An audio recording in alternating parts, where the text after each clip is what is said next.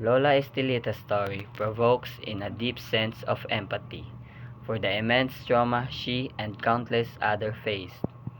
Being abducted and subjected to sexual violence during wartime is an unimaginable ordeal.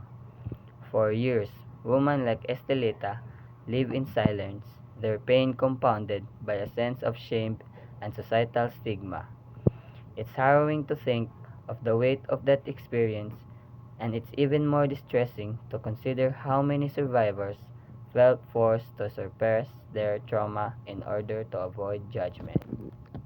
Estelita's ability to survive this traumatic past, live through decades of silence, and eventually find her voice is an incredible testament to the resilience of the human spirit.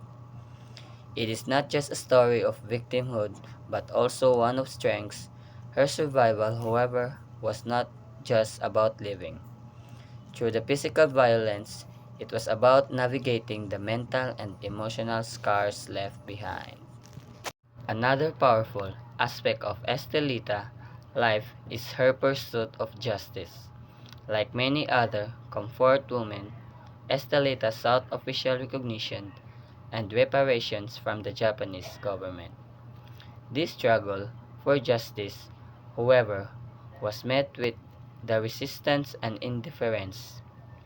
It is heartbreaking to think that even after enduring such as cruelty, these survivors were denied the basic human dignity of an apology for so many years.